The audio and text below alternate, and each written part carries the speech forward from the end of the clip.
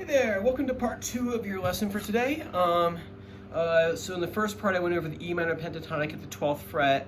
It's the same shape that you have here, or you knew over here. We're just moving up to the 12th fret, that way we're all playing in the same key, and you're able to move from down here in the open position all the way to the higher position up here at the 12th fret where the guitar kind of repeats again. So practice that for me, and then technique, the hammer-ons, like I said before in the last video. Remember, it's the strength or the weight that you put into the hammer on the tip of the finger, and not necessarily how fast you can. I mean, you can play it fast, but it's more to get the sound of it. You get the weight in there. And we'll talk about that when I see you next week too. And then number 3, we're going to pick up for the remainder of the lesson for today is the tune that we're going to work on for the next few weeks, or next couple weeks, depending on how fast we move through it, or even a week, depending on how fast we move. So it's Heart of Gold by Neil Young.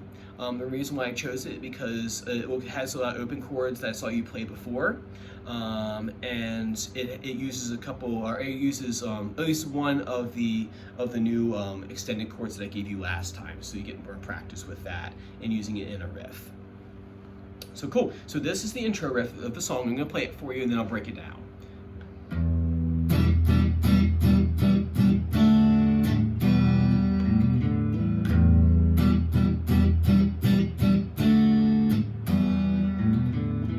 So that's the intro right there. There's more to the song if you want to take a listen to it. But let's go through and break down what he's doing in the intro.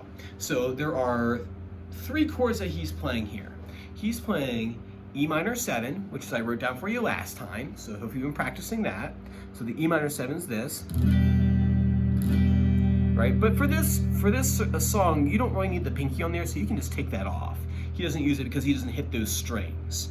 So you have an E minor 7. You go to a D chord, which you already know, but there it is anyway, and then to an E minor chord. And then I'll show you that little figure that I did at the end and how it connects to what we did earlier in the lesson. So first thing is, you want to get into the shape of an E minor chord, like this right here. What you're going to do is you take your pick, right? And you're just going to hit the 6th string, right? And then you're going to strum the inner 4 strings. You know, if you accidentally get that 1st string in there, no one's going to come looking for you, but you want to avoid that. I hit that 6 times. Bass, 1, 2, 3, 4, 5, 6, right? You go to a D chord, you hit D chord twice. Then just a plain old E minor chord all the way through. So it's not an E minor 7, it's just E minor. So far we have this.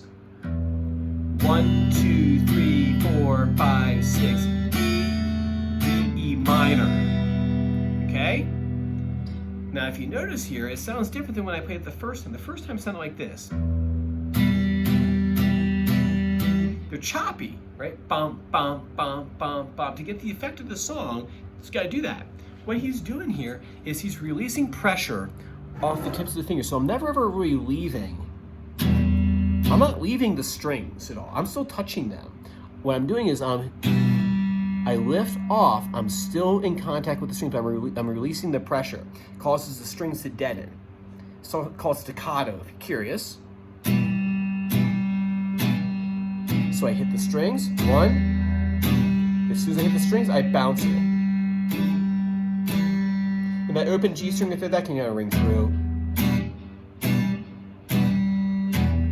So I hit the strings, I bounce it.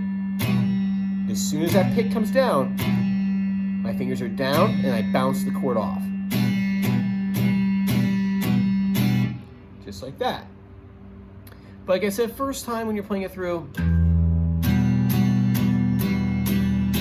you can do it that just to get kind of the feel and the time of it, and then try bouncing the chords. Like I said before, you're releasing the pressure off the strings. You're not lifting away. You're just releasing the pressure. This will go into other things that we'll do too. We'll talk about kind of like your touch and like how hard you're pressing on chords, and we'll work on making sure that you're not pressing things too hard, which is going to cause hand pain, which I don't want for you. All right, so we did that first. 1, 2, 3, 4, 5, 6, D to E minor, right? Easy enough if you already know those chords. Next thing he does, now wait a minute, what's that?